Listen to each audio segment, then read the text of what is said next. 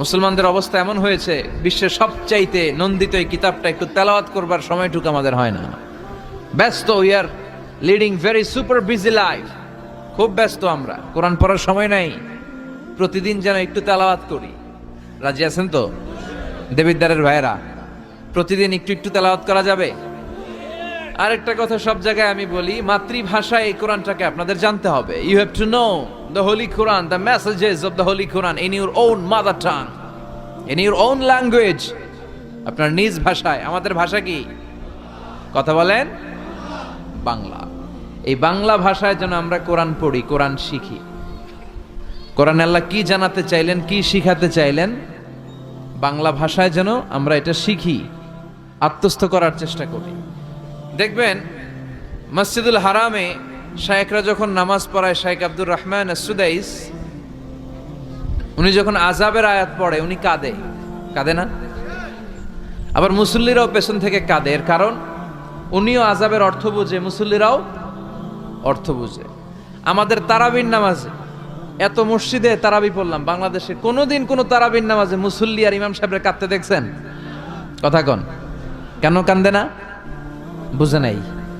কোন দিক দিয়ে আযাব গেল, কোন দিক দিয়ে গজব গেল, কোন দিক দিয়ে জাহান্নাম গেল, কোন দিক দিয়ে ফেরাউন আসলো, কোন দিক দিয়ে ইউসুফ জুলেখার কাহিনী গেল, একটাও বোঝা যায়? কথা বলেন, বোঝা যায় না।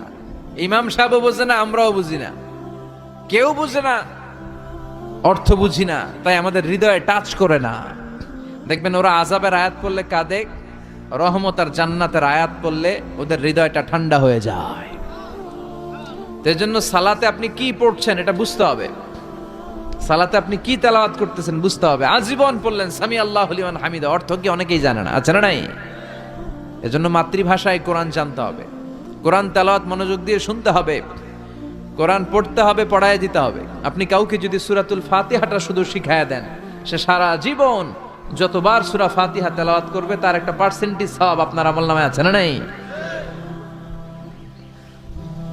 এজন্য কোরআনের আবৃত্তি শিখা, কোরআনের অর্থ জানা মাতৃভাষায়, নিজে কোরআন পড়া, অন্যকে পড়ায় দেওয়া, এবং কোরআনের আন্দোলন করা দরকার আছে না নাই? সব সময় কোরআনের পক্ষে থাকার দরকার আছে না নাই? আল্লাহ তুমি আমাদেরকে সহি সমাজ দান করো। তাই আমরা যখনই কোরআনের কথা শুনবো, নিজেদেরকে পরিবর্তনের জন্য শুনবো, ঠিক কিনা? আমার আখিরাতটাকে সুন্দর করার জন্য শুনবো। আমাদের তাফসির মাহফিলগুলো হয়ে গেছে এখন শোডাউন, অনেক লোক জড়ো হইতে হবে, স্লোগান হইতে হবে, এগুলো আছে না নাই? আমাদেরকেও বেঁধে দেয় অনেক জায়গায়, হুজুর আপনার কিন্তু আজকে মাহফিল কাঁপাইতে হবে। কি বলে? কাঁপাইতে হবে। কিন্তু অনেক জায়গায় বলে হুজুর আপনার জমাইতে হবে। কি বলে? জমাইতে হবে। আবার অনেক জায়গায় বলে হুজুর আপনার কিন্তু মাহফিলটা ধরে রাখতে হবে। কি করতে হবে? তো কোথাও আমাদের কাঁপাইতে হয়, কোথাও আমাদের জমাইতে হয়, আবার কোথাও মাহফিল ধরে রাখতে হয়। কথা বুঝতে পেরেছেন? তো মাহফিল কাঁপানো, জমানো, ধরে রাখা, এই টেন্ডেন্সি থেকে আসেন, বেরোয় আসি। We have to make a change. আপনাকে চেঞ্জ আনতে হবে, পরিবর্তন। বিশ্বনবী পৃথিবীতে এসেছেন পরিবর্তনের জন্য। তিনি কোনো জায়গায় খারাপ কিছু দেখলেই পরিবর্তন করে দিতেন। এক সাহাবাকে জিজ্ঞেস করলেন কি নাম? মাসমুক। সে বলে ইসমি হাজান, আমার নাম হলো হাজান। হাজান মানে দুশ্চিন্তা, হাজান মানে। বিশ্বনবী বললেন হাজান কারো নাম হতে পারে? দুশ্চিন্তা এটা একটা নাম হইল? বিশ্বনবী বললেন তোমার নাম আজকে থেকে হাজান নয়, আজকে থেকে তোমার নাম সাহাল। কি নাম? সাহাল মানে সহজ, সাহাল মানে। সে বলে না ইয়া রাসূলুল্লাহ, আমার বাপ চাচা নাম রাখছে হাজান, এটা আমি ছাড়বো না। বিশ্বনবী বললেন না, সালে যাও। তো সে বাড়িতে চলে গেল। যাওয়ার পর থেকে ওই যে দুশ্চিন্তা তার আর পিছু ছাড়ে না। তার ব্যবসায় লস, তার চাকরিতে লস, ওর পেটে ব্যথা, ওর মাথায় ব্যথা, ওর জ্বর, ওর মেয়ে কান্দে, ওর বউ দৌড়ায়, ওর পোলায় কয় আমি মরুম। কষ্ট আর জ্বালা ছাড়েই না। সবাই বলে ওই যে বিশ্বনবী তোমার একটা সুন্দর নাম দিয়েছিল, আনো নাই, এর বদদোয়া লাগছে, যাও নবীর কাছে মাফ চেয়ে নামটা চেঞ্জ করে আনো। হাজান ফিরে গেল বিশ্বনবীর কাছে, যে বলে ইয়া রাসূলুল্লাহ আমার হাজান নামের দরকার নাই, গোষ্ঠী কিলাই হাজান, আপনি কি নাম কইছিলেন ওইটা কোন? আবার বিশ্বনবী বলে আমি বলছিলাম আন্তা সাহাল। সাহাল মানে সহজ, সাহাল মানে। বিশ্বনবীর কাছ থেকে নাম চেঞ্জ করে সাহাল নিয়ে আসলো। সাহাল বলে যেদিন থেকে আমি নাম চেঞ্জ করেছি ওই দিন থেকে আমার জীবনের সব কাজগুলো সহজ করে দিয়েছে কে? কি নবী ছিলেন? খালি চেঞ্জ করে দিতেন। চেঞ্জ করে দিতেন। এক নারীকে জিজ্ঞেস করলেন, মাসমুখী, হোয়াটস ইউর নেম? সে বলে, আমার নাম আসিয়া। আসিয়া মানে অবাধ্য। বিশ্বনবী বলেন, এটা একটা নাম হইল? তোমার নাম আজকে থেকে জামিলা। জামিলা মানে সুন্দরী, বিউটিফুল লেডি। জামিলা মানে সুন্দরী। সে নাম চেঞ্জ করে জামিলা নিয়ে নিল। সবাই বলল, যেদিন থেকে বিশ্বনবী তার নাম জামিলা করেছে, ওই দিন থেকে মরার আগের দিন পর্যন্ত এই মহিলার সৌন্দর্যে কোনোদিন ভাটা পড়ে নাই। আবার বিশ্বনবী মক্কা থেকে মদিনায় হিজরত করতে গেলেন। বিশ্বনবী বললেন, মাসমুহাদিল আরদ, এই জমিনের নাম কি? সবাই বলল, এই জমিনের নাম ইয়াসরিব। কি নাম? মদিনার আগের নাম ইয়াসরিব। ইয়াসরিব মানে টু টেক, কারো থেকে প্রতিশোধ নেয়া। বিশ্বনবী বললেন, আমি যেই শহরে থাকবো ওই শহরের নাম হবে প্রতিশোধ। How come? It's quite impossible, অসম্ভব। আমি রহমতের নবী, ওমা আরসালনাকা ইল্লা I have sent you as a mercy for the entire universe. ও নবী, আমি আপনাকে গোটা বিশ্বের জন্য রহমত করে পাঠিয়েছি। রহমতের নবী যেই শহরে থাকবে ওই শহরের নাম প্রতিশোধের শহর না। আজকে থেকে এই শহরের নাম তবা কিংবা তৈবা, পবিত্র শহর। পরবর্তীতে এই শহরের নাম করা হলো মদিনাতুর রাসূল, মদিনাতুন নবী। সুবহানাল্লাহ পড়েন। আবার বিশ্বনবী আরেক এলাকায় সফরে গেলেন। বললেন, মাসমুহাদিল আরদ, এই এলাকার নাম কি? সবাই বলে গাদিরা। কি বলে? গাদিরা। গাদিরা মানে আরদুন লা শাজারা ফিহি ওয়ালা নাবাত, এমন শহর যেই শহরে কোনো গাছ পালা, লতা পাতা, ঘাস জন্মায় না। বিশ্বনবী বললেন, এটা একটা নাম রাখছো তোমরা, গাদিরা। এই গদিরা নামের কারণেই তো এলাকায় কোনো গাছপালা হয় না, ওই এলাকায় কোনো গাছ হতো না। বিশ্বনবী বললেন, মিনাল ইয়াউম, আজকে থেকে এই এলাকার নাম গাদিরা নয়, আজকে থেকে এই এলাকার নাম আমি চেঞ্জ করে দিলাম খাদেরা। খাদেরা মানে সবুজ। খাদেরা মানে কি? বিশ্বনবী নাম চেঞ্জ করে দেওয়ার সাথে সাথে ওই এলাকায় ঘাস লতা পাতায় সবুজ শ্যামল হয়ে গেল। এজন্য পরিবর্তন লাগবে। We have to make a change. পরিবর্তন লাগবে। এই লোক দেখানো মানসিকতা থেকে আমাদের বেরিয়ে আসতে হবে। মাহফিল কাঁপানো, মাহফিল জমানো, মাহফিল ধরে রাখা, এগুলার কোনোদিন বলবেন? বলবেন? সব হবে আমাদের একজনের খুশির জন্য। তিনি কে? চিল্লায় বলেন, আল্লাকা সিররুন ইনদাল্লাহ বাইনাকা আনতা ওয়া বাইনাল্লাহ। আল্লাকা সিররুন ইনদাল্লাহ বাইনাকা আনতা ওয়া বাইনাল্লাহ। আল্লাকা সাদাকাতুন তাখফা লা ইয়ালামুহা ইল্লাল্লাহ। সুবহানাল্লাহ পড়া। আল্লাকা সিররুন ইনদাল্লাহ বাইনাকা আনতা ওয়া বাইনাল্লাহ। তোমার আর তোমার আল্লাহর মধ্যে এমন কোন গোপন বিষয় আছে নাকি যেটা আল্লাহ ছাড়া কেউ জানে না? তোমার জীবনে এমন কোন গোপন দান আছে নাকি যেটা আল্লাহ ছাড়া কেউ দেখেনি? আমরা এখন দেখায় দেখায় দান করতে চাই, আছে না নাই? অমুক সমাজপতি, শিল্পপতি 2 লক্ষ টাকা বলেন মারহাবা, আছে না নাই? লোক দেখানো দান। এটা মিজানের পাল্লায় উঠালে কোনো ওজন হবে না। আপনি গোপনে 1 টাকা দিয়েছেন, এটারে উহুদ পাহাড়ের সমান ওজন করে আমলনামায় তুলে দিবে কে? এজন্য সবসময় খেয়াল রাখবেন যে একজনকে আমরা দেখাতে চাই, আমরা দেখাবো একজনকে। তিনি কে? মানুষকে দেখানোর জন্য কিছু করা যাবে?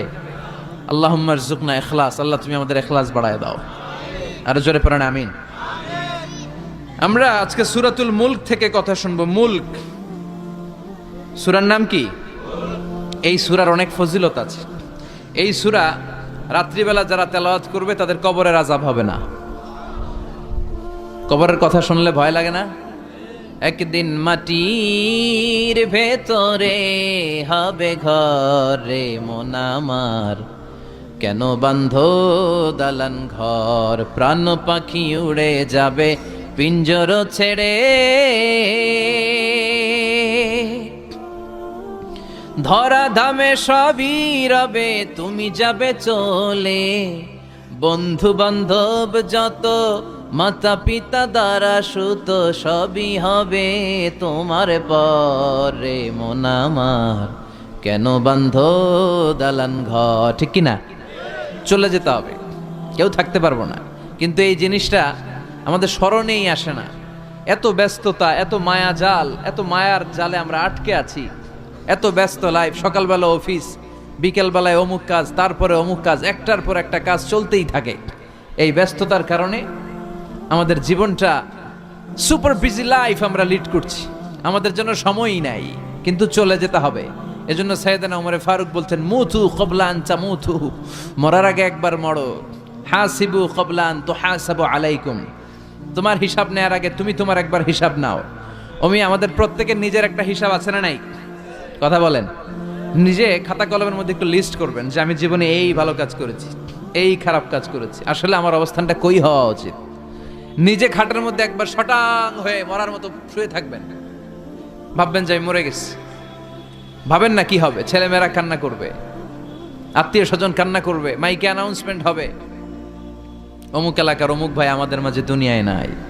বিশাল দেবিদ্বারের ময়দানে আপনার জানাজা হবে, খাটিয়াতে করে নিয়ে যাওয়া হবে। শুয়ে শুয়ে ভাববেন, আগে থেকে খুদে রাখা কবরে আপনাকে ফেলে বাঁশ দিয়ে উপরে মাটি চাপা দিয়ে চলে আসবে। অন্ধকার, শুধু অন্ধকার। এই অন্ধকার যেন শেষ হতে চায় না। This is the nature of life. এই তো জীবন। কথা বলেন ঠিক কিনা? এগুলো ভাবার দরকার আছে না নাই? বিশ্বনবী বললেন এই সূরাটা এমন সূরা মানিআতুন মিন আযাবিল কবর। এই সূরা মুলক যারা তেলাওয়াত করবে তাদের কবরে কোনো আযাব হবে। আজকে থেকে সূরাতুল মুলকের তেলাওয়াত করা যাবে? পারা যাবে। আসেন না নিজেদেরকে একটু পরিবর্তন করি, আসেন না নিজেদের আমলের ঝুলিতে আরো কিছু বাড়াই, নিজেদের আমলগুলোকে সুন্দর করি, নিজেদেরকে আর একটু পরিচ্ছন্ন করি। প্রতিদিন রাতে সূরাতুল মুলক তেলাওয়াত করবেন ইনশাআল্লাহ। কইতে পারলেন না? 2 নম্বর ফজিলত শাফাআত লি সাহিবিহা। এই সূরা যারা তেলাওয়াত করবে, এই সূরা তেলাওয়াতকারীর জন্য আল্লাহর কাছে সুপারিশ করবে। 3 নম্বর ফজিলত খাসামাত আন সাহিবিহা।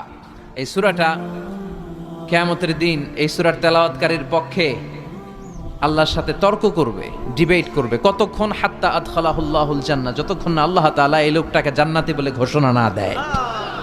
আল্লাহ যতক্ষণ অ্যানাউন্স করবে he is from paradise, he will enter the paradise, আমার এই বান্দা জান্নাতে ঢুকবে, এই সার্টিফিকেট দেওয়ার আগ পর্যন্ত এই সূরা সামনে দাঁড়ায় আল্লাহর সাথে তর্ক করতেই থাকবে। আবার বিশ্বনবী বলেন মান ক্বারা বিহা ফি লাইলাতিন ফাকাদ আকসারা ওয়া আতাবা।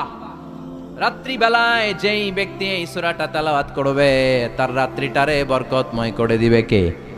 এজন্য বিশ্বনবী বলতেন আমি চাই আমার প্রতিটা উম্মতের হৃদয়ে এই সূরাটা গাঁথা থাক। আমার নবী চাইতেন আমাদের অন্তরে যেন এই সূরাটা মুখস্থ থাকে। আমরা চাই না? 30টা মাত্র আয়াত। কয় আয়াত? সবাই বলেন কয় আয়াত? প্রতিদিন এক আয়াত মুখস্থ করলে আমাদের পুরো সূরাটা মুখস্থ করতে লাগবে কয় দিন? 30 দিন। 1 মাসের চেষ্টায় সূরাটা মুখস্থ করা যাবে না? দেবিদ্বারের ভাইয়েরা করা যাবে? আওয়াজ করে পড়েন ইনশাআল্লাহ। এই সূরার মাহাত্ম্য হচ্ছে এই সূরা আপনার দৃষ্টিভঙ্গিকে চেঞ্জ করবে, আপনার চিন্তার জগতে আন্দোলন তৈরি করবে, আপনার চোখকে খুলে দিবে, আপনার ঘুমন্ত বিবেককে জাগিয়ে দিবে। বিশেষ করে যারা স্রষ্টা নিয়ে সন্দেহে থাকে তাদের জন্য এটার ভিতরে ডোজ আছে, মেডিসিন আছে।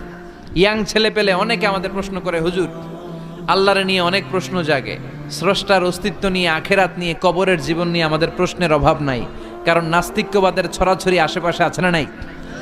ইয়াং যারা আছে তোমাদেরকে একটা বই পড়ার সাজেস্ট আজকে আমি করে যাই। বইটার নাম অনেকে জানে, প্যারাডক্সিক্যাল সাজিদ। কি নাম? লেখক হচ্ছে আরিফ আজাদ। লেখক কে?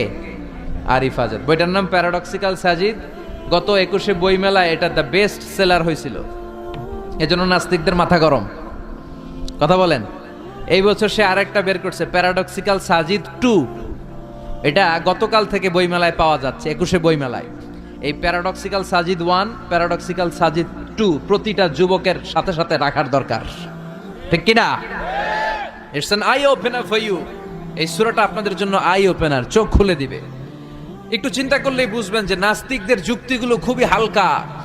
ওরা স্রষ্টাকে মানতে চায় না, আল্লাহরে মানতে চায় না। এর কারণ ওরা বলে আনসিন ইজ নাথিং, যেটারে দেখি না ওইটা মানি না।